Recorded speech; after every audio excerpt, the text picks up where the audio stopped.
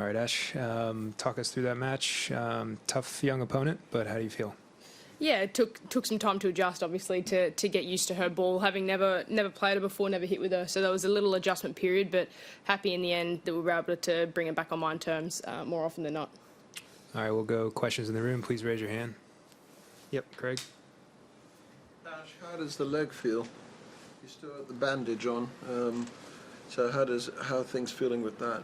Feels good. We had to give it time to rest and recover. We're doing all the right things to make it as good as possible. But as I said, it's a pretty small tape job that looks a little more dramatic just from wrapping it to try and keep it on. But no, all good. Felt like didn't affect me at all today. It won't affect me at all. I'll be ready to go no matter what.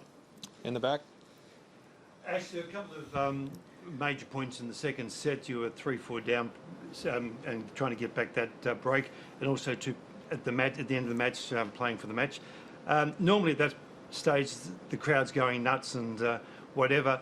Is it easier to concentrate when there's not a large crowd there on those big points?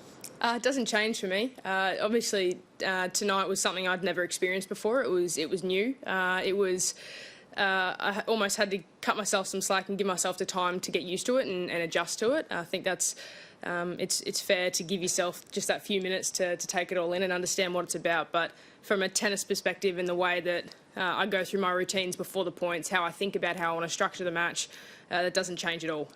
So I think if anything, I was just trying to stay on task, stick to my processes as much as possible and do the right things. And obviously, it is a little bit different with crowds, but something new tonight and a new experience. Ash, as you well know, the media can over-dramatise things, but you dropped the second set twice last week. You've had a couple of matches now in a row where you have had a little bit of a lapse. Is there any sort of concern there? Is it something you're looking to address? I feel like I'm learning on the go. I mean, sometimes you have to give credit to your opponent and understand that they're changing the way that they're going to play as well, make that adjustment after the first set. But so far, so good. I mean, it's been a focus of mine to continue to do all the right things, regardless of what the score is in the match, regardless of whether I'm a set up, a set down, or a break up, break down, or anything indifferent. It's about going through all of my processes the exact same, regardless of the score, and making sure that I stick to that. Go ahead, Craig. You've played Shelby twice, beaten her both times, most recently last week, but last week was pretty tight, wasn't it? I mean, what are your thoughts going in this time? It's always exceptionally tough against Shelby. She's got the ability to take the game away from you. She's got the ability to give you no control out there, and that's something I'm going to have to try and nullify and neutralise as best that I can. At times it'll be me scrapping and fighting. Other times I'll be trying to take the more aggressive option. Sometimes you have to almost dangle a carrot in a way where you tempt her to try and take some risks, and I'll have to do that. I'll have to try all different things, just as I did last week and just as I've done every time that I've played her. So we'll have to do the best that we can, but understand that match is not always in my full control. Go ahead, Scott. Ash, the decision around doubles, was it just in case it was the best call to manage your workload throughout the rest of the tournament? Absolutely, yeah. Mark. Ash, obviously people talk about their weapons being the big forehand, big serve. For you, the backhand slice. Tell us about it, how much you love that shot.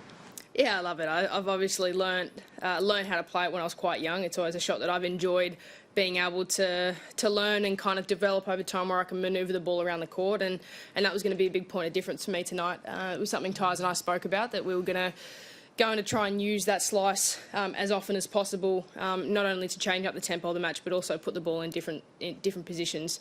It's obviously something I love to play around with. At times I overuse it, so it's about getting that balance right. But I felt like tonight it was spot on. Is it your point of difference, do you feel, on the tour to everyone else?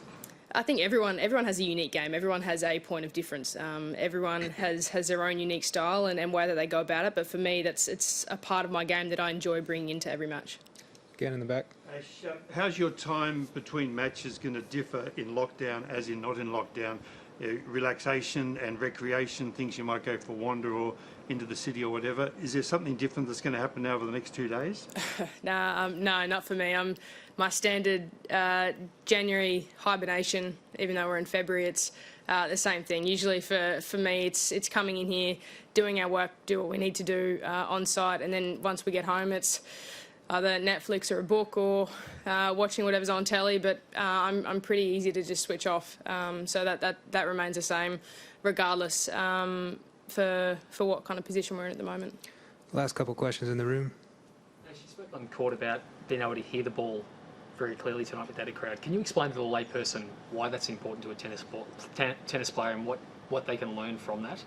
Well, it's not so much hearing the ball better, it's just a different sound, just a different echo. It's not indifferent to when the roof is closed. Often you get a bit of a different echo on the court, but obviously when you could hear a pin drop in there tonight at times, so it's kind of a way that you can narrow your focus in to listen to the sound of the ball, and I find it a way where I can listen to the spin that the opponent's hitting on the ball, the pace it's coming. It's just another way for me to be able to absorb the information quickly, to then adjust and change what I need to in order to try and put the ball in the position that I want to. So it was, a new experience, like I said, something I'd never felt before in a sense of playing a match in those conditions. But, I felt like we navigated through it quite well. Go ahead, Aki. Follow-up question regarding the lockdown. So how did you find out that lockdown will start, and at any point have you ever had a doubt of this tournament being cancelled or something? It's a difficult period for everyone down here. I think as players from the get-go, we've had to understand that we're putting the trust in the health professionals, the experts, to make the right decisions for the right reasons and to ensure that it's a safe environment for everyone, not just the players but the spectators and all of those Melburnians down here who have been through such a rough period over the past 12 months. So we put full trust in that.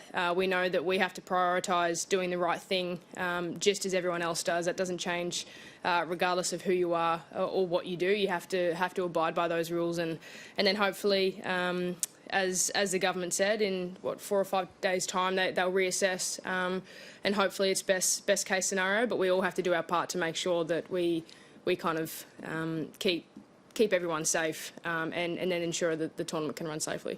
Last question in the room. You mentioned that you like the silence of the stadium and all the positives about it.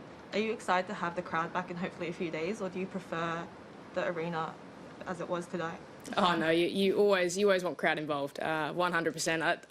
I just enjoyed that it was different tonight. It was a new experience. I enjoyed challenging myself in a new environment, but playing in Australia at home, hopefully in a few days' time, there's crowds back again to not only be able to enjoy all the tennis, but to enjoy it with us. For us players, we've been extremely fortunate over the last 2 weeks to have crowds, which has been obviously over the last 12 months. There's been a lot of bubble tennis played and no crowds, so it's been a real treat, and hopefully we get to experience that in a few days' time.